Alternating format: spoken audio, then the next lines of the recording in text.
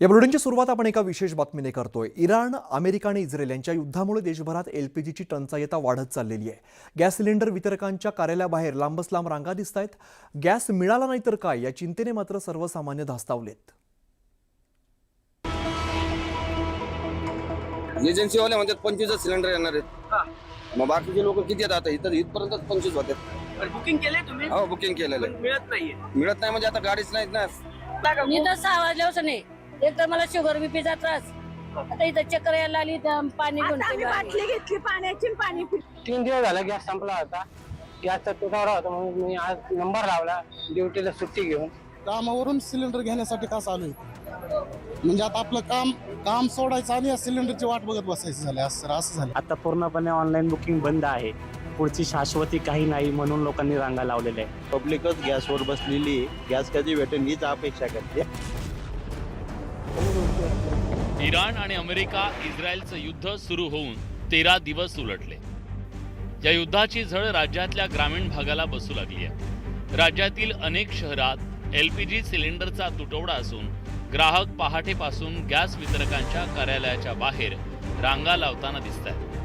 काही 6:45 वाजल्यापासून थांबलोय आम्ही दत्तवाडी चौकीच्या तिथं, आणि तिथं 6:45 वाजल्यापासून, आणि तिथं आल्यावर आम्हाला काल सांगितलं तिथं आहे ना, आज सांगतात की इकडे देतात।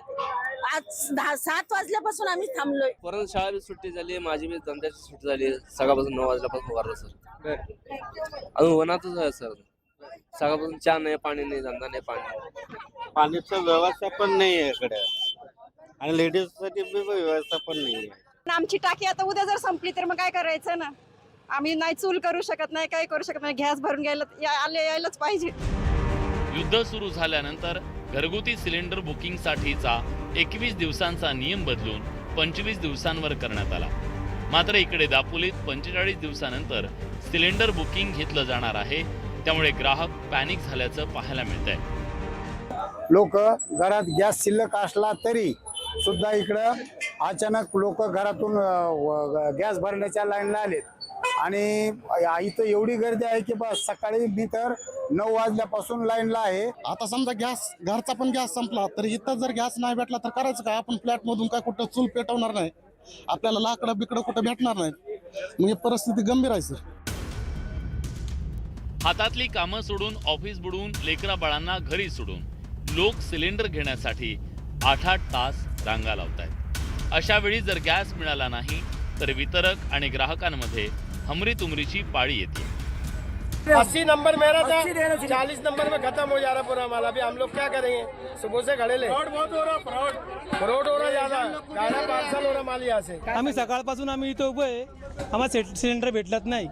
ती लोक येते बाटला घेऊन जाते, डायरेक्ट घेऊन जाते, ते पावती आहे काय काय आहेत नाही याच्याकडे। आम्ही नंबर लावलेला आहे, याचा आमचा नंबर मागे, सकाळपासून आले आम्ही 9 बजे। परेशान करके रखे ले, नंबर नजदीक आ रहा, ब्लैक कर दे रहे उधर से बाहर से। लेडीज लोग क्या करेंगी? रोजा रख के धूप में बैठे ले, बच्चे छोड़ के आए ले, जरा सी लेडीज की कोई है नहीं यहाँ पे कदर। एकीकडे एलपीजी सिलेंडर मिळवण्यासाठी ग्राहक लांबच्या लांब रांगा लावत असताना वितरक मात्र गॅसचा मुबलक पुरवठा आहे, लोकांनी घाबरून जाऊ नये असं आवाहन करताना दिसतायत।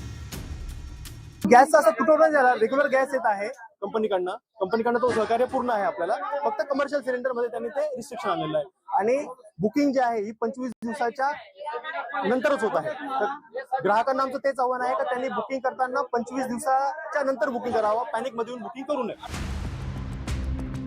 एकीकडे गॅस सिलेंडर मिळवण्यासाठी राज्यात ग्राहकांची धावपळ उडाल्याचं चित्र आहे। युद्धजन्य परिस्थितीच्या पार्श्वभूमीवर सरकारनं व्यावसायिक गॅस सिलेंडर विक्रीला ब्रेक लावलाय, त्यामुळे घरगुती गॅस ग्राहकांची चिंता वाढली आहे। पण आज भारताकडे 40 दिवस पुरेल इतका एलपीजीचा बफर स्टॉक उपलब्ध आहे। तसंच भारत आता केवळ मध्य पूर्वेवर अवलंबून न राहता अमेरिका आणि ऑस्ट्रेलियाकडून अधिक आयात करण्याच्या तयारीत आहे। केवळ साठेबाजी रोखण्यासाठी एलपीजीच्या बुकिंगचा कालावधी 4 दिवसांनी वाढवण्यात आला असून नागरिकांनी घाबरून जाऊ नये असं आवाहन सरकारकडून करण्यात येत आहे। Bureau report, news 18 Marathi. एक छोटासा ब्रेक, लगेचच परत येतोय। पाहत राहा न्यूज 18 मराठी, आवाज महाराष्ट्राचा।